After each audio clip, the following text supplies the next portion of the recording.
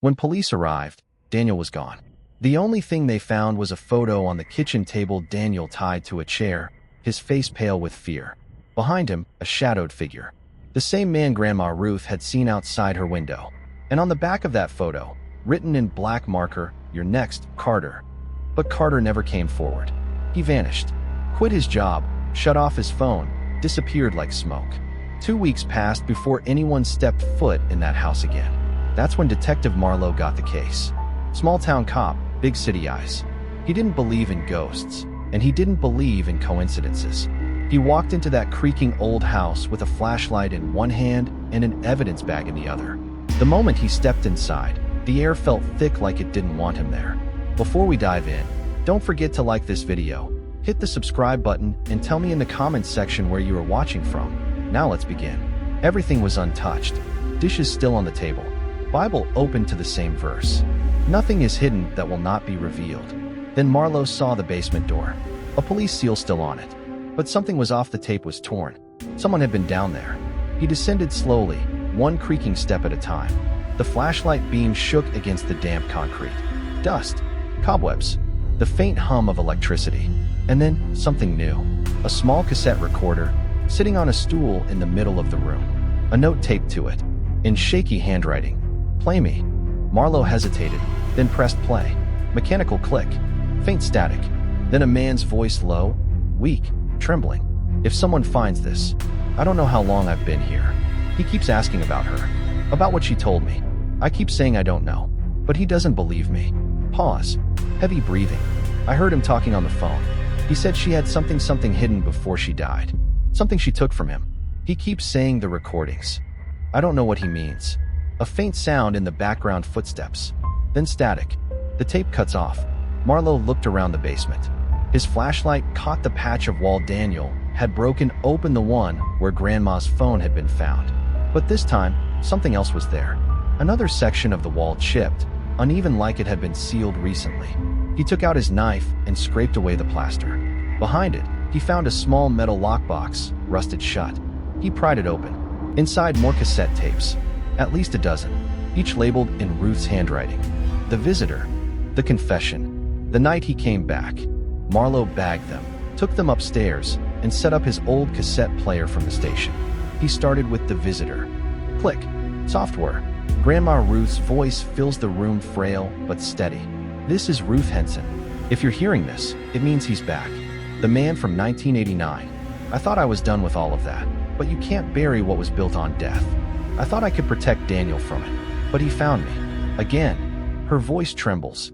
"I was part of it once I helped him. I didn't know what the money was for. Carter, he said it was for charity, for the foundation. But then the disappearances started.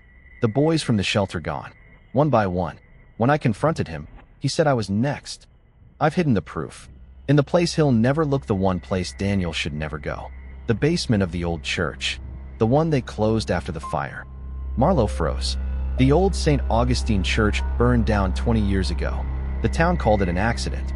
He switched to another tape, the confession. "If Daniel ever finds this, baby, I'm sorry. I didn't tell you who your grandfather really was. Carter wasn't just a friend. He was the man who built it all. The charity, the money laundering, the disappearances. He used me. He used everyone. And he swore he'd make you pay for what I took." Tape screeches. Then a man's voice interrupts, deep, furious. "You shouldn't have done that, Ruth. You shouldn't have made him remember." Marlowe sat back, his pulse pounding. The whole room seemed to hum with electricity.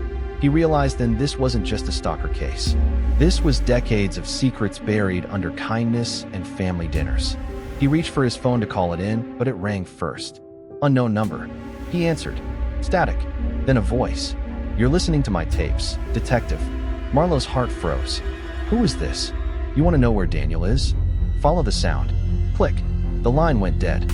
Marlowe grabbed his keys, jumped in his car, and followed the only lead he had, the church. The burned-out skeleton still stood at the edge of town.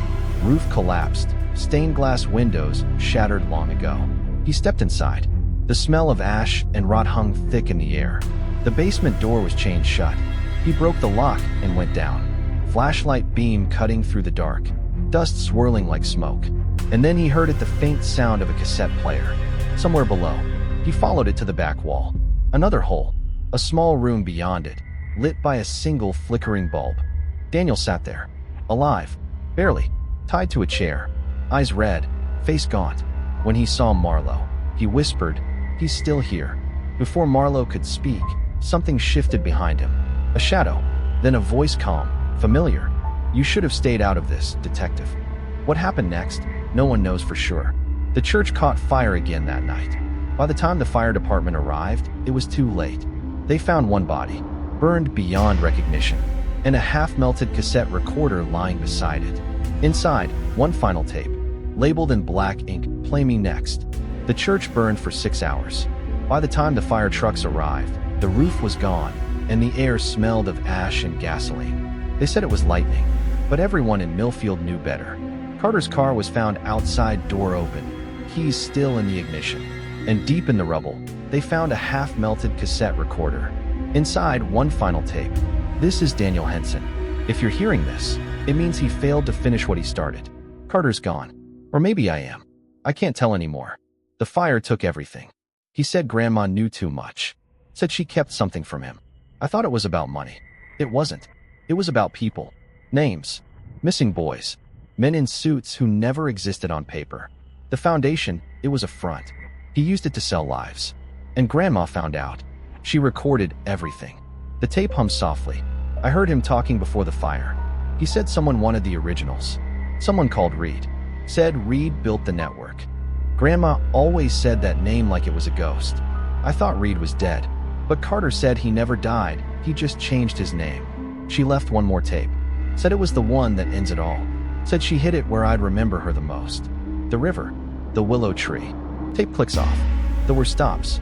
Wind howls through broken glass. A week later, the police found a small metal box buried in the mud beneath the old willow tree by Millfield River. Inside, a single cassette wrapped in a faded church bulletin, written in Grandma Ruth's handwriting. "Play me when it's over." Click. The tape begins. Her voice faint, trembling. "Danny, my sweet boy, if you're hearing this, then I'm gone. I didn't tell you everything. I couldn't. Carter wasn't just a monster, he was family. Your blood. Your father." The tape crackles. Daniel's breathing can be heard faintly in the background. "He made me help him when we were young. We thought we were building a charity.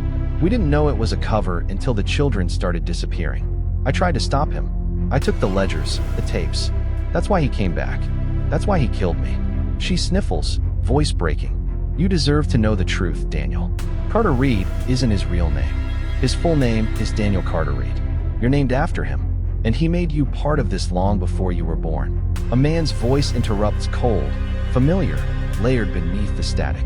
"She told you, didn't she? That's good. You deserve to know what kind of blood runs in your veins." She's lying. Tape stops, then clicks back on again, new section. She was right. All of it. The foundation. The missing kids. Carter. My father. The fire was his final message. But it wasn't the end. There's one thing left he couldn't destroy. The originals. The files. Every name. Every transaction. Grandma hid them where no one would look, under the church, in the riverbed vault. And if you're hearing this, they're already out. I leaked them. All of them. But there's something else. Something I can't explain. When the fire started, I saw him. Carter. Burning. And he was smiling. He said, "You can't kill what you are." I don't know what's real anymore. Sometimes I still hear the phone ringing. I still hear her voice. I think she's trying to warn me. Or maybe she's trying to stop me. I know you'll never believe me, but I can prove it.